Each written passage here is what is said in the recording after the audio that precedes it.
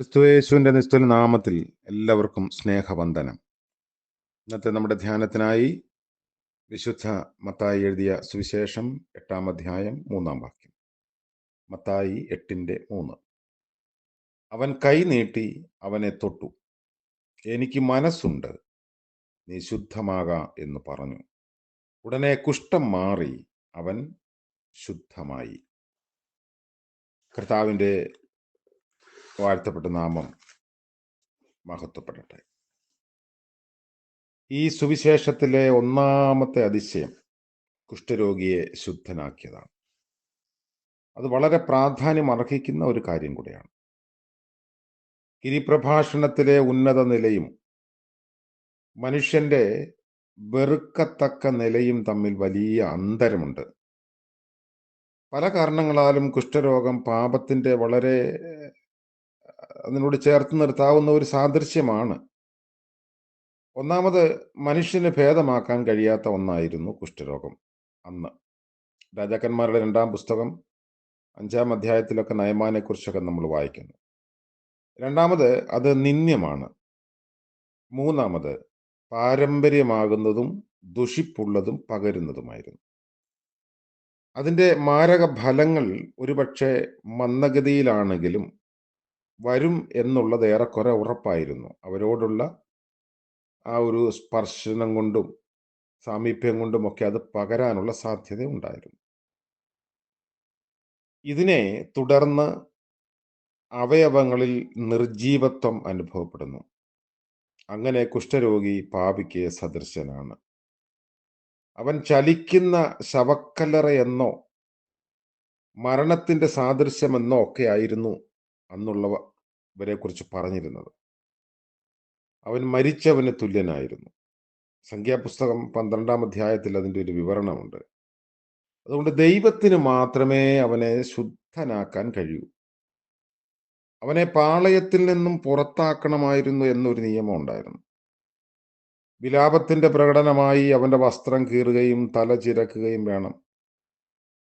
തന്റെ അധരം ലജ്ജാഹേതുവായി മൂടുകയും ചെയ്യണം എന്നൊക്കെ ഇങ്ങനെയുള്ള രോഗികളെ കുറിച്ച് പഴയ നിയമത്തിൽ ചില പരാമർശങ്ങളുണ്ട്. പുരോഹിതൻ കുഷ്ഠരോഗിയെ തിരിഞ്ഞ് ചെല്ലുന്നതല്ലാതെ കുഷ്ഠരോഗി പുരോഹിതനെ തിരഞ്ഞ് ഒരിക്കലും ചെല്ലില്ല. അതുപോലെ കർത്താവ് നഷ്ടപ്പെട്ടവരെ തിരിഞ്ഞ് രക്ഷിപ്പാൻ വന്നു എന്ന് മത്തായി 18-ാം അധ്യായത്തിൽ നമ്മൾ വായിക്കുന്നു. കുഷ്ഠരോഗിയുടെ ശുദ്ധീകരണവും ഉദ്ധാരണവും യേശുവിൻ്റെ മരണ പുനരുത്ഥാനങ്ങളെ കാണിക്കുന്നതാണ്. ശുദ്ധിയുള്ള 2 പക്ഷികളെയും ദേവദാരു, ചുവപ്പ് നൂൽ, ഈസോപ്പ് എന്നിവയുമൊക്കെ കൊണ്ടുവരണമെന്ന് ലേവ്യ പുസ്തകം 14:4 മുതലുള്ള ഭാഗത്തിലുണ്ട്. കുരിയിൽ ഏകാഗിയായി കഴിയുന്ന ഒരു പക്ഷിയാണ്. അത് വളരെ വിലയൊന്നും ഉണ്ടായിരുന്നില്ല. ദേവദാരു വളരെ ശ്രേഷ്ഠമായതും ഈസോപ്പ് വളരെ നിസ്സാരമായതുമായിരുന്നു. പഴയ നിയമത്തിൽ എങ്ങനെയായിരുന്നു കുഷ്ഠരോഗികൾ അവരുടെ രോഗനിർണയത്തിന് ശേഷം അല്ലെങ്കിൽ രോഗം മാറിയതിന് ശേഷമൊക്കെ പുരോഹിതന്റെ അടുത്ത് ചെല്ലുന്നത്? പല വിധത്തിൽ അതിനെക്കുറിച്ച് പറയുന്നുണ്ട്. പക്ഷിയെ കൊന്ന ശേഷം പുരോഹിതൻ കുഷ്ഠരോഗിക്ക് വേണ്ടിയുള്ള ശുശ്രൂഷ ആരംഭിക്കണം. കൊല്ലപ്പെട്ട പക്ഷിയുടെ രക്തത്തിൽ ജീവനുള്ള പക്ഷിയെ ദേവദാരു, ചുവപ്പുനൂല്, ഈസോപ്പ് എന്നിവയോടുകൂടെ മുക്കുന്നു. രക്തം കുഷ്ഠരോഗിയുടെ മേൽ 7 പ്രാവശ്യം തളിക്കുന്നു. തുടർന്ന് അവനെ ശുദ്ധനെന്ന് പ്രഖ്യാപിക്കുന്നു. അതിനുശേഷം ജീവനുള്ള പക്ഷിയെ വെളിയിൽ വിടുന്നു. ഇങ്ങനെ ലേവ്യ പുസ്തകം 14-ാം അധ്യായത്തിൽ നമ്മൾ വായിക്കുന്നു. അപ്പോൾ യാതൊരു വിധത്തിലും സാധാരണ മനുഷ്യരോട് ഇടപഴകാൻ കഴിയാത്ത വിധത്തിൽ അകന്നു കഴിഞ്ഞ അസ്പൃശ്യനായ മനുഷ്യനെ കർത്താവ് തൊട്ടു എന്നാണ് വേദഭാഗം നമ്മളെ ഓർമ്മിപ്പിക്കുന്നത്. തൻ്റെ ശബ്ദം കൊണ്ട് സൗഖ്യമാക്കാൻ കഴിവുള്ള കർത്താവ് വാക്കുകൾ കൊണ്ട് എത്രയോ ആളുകൾക്ക് സൗഖ്യം നൽകി. എന്നാൽ ഇവനെ തൊട്ടു.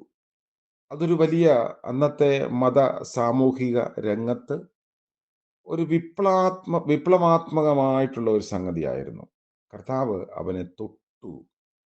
എനിക്ക് മനസ്സുണ്ട് എന്ന് പറഞ്ഞു. അപ്പോൾ എല്ലാവരും മാറ്റി നിർത്തുന്ന ഏതൊരു മനുഷ്യനോടും മനസ്സലിവ് കാണിക്കാൻ ലോകചരിത്രത്തിൽ കർത്താവായ യേശു ക്രിസ്തു അല്ലാതെ മറ്റാരും ഇല്ല. നമ്മൾ ജീവിതത്തിൻ്റെ ഏത് അവസ്ഥയിലായിരുന്നാലും, ഏത് പാപാവസ്ഥയിലായിരുന്നാലും, വെറുക്കത്തക്ക വിധങ്ങളിലായിരുന്നാലും, നമ്മൾ തന്നെ നമ്മിൽ നിന്ന് അകന്നു പോകുന്ന ആളുകളായി ജീവിച്ചാലും കർത്താവ് നമ്മളെ തേടി വരുന്നവനാണ്. നമ്മളെ തൊട്ട് സൗഖ്യം നൽകാൻ മനസ്സലിവോടെ കാത്തിരിക്കുന്ന കർത്താവിൻ്റെ സന്നിധിയിൽ നമ്മെ സമർപ്പിക്കാം. ജീവിതത്തിൻ്റെ ഒരു തിരിച്ചുപോക്ക് അല്ലെങ്കിൽ മടങ്ങി വരവ് എന്നൊക്കെ പറയുന്നത് കർത്താവിനെ കാണുമ്പോഴും ആ ഒരു സ്പർശം അനുഭവിക്കുമ്പോഴുമാണ്. നമ്മളെ യഥാസ്ഥാനീകരിക്കുന്ന ഒരു സ്പർശം കർത്താവിൻ്റെ കരങ്ങളിലുണ്ട്.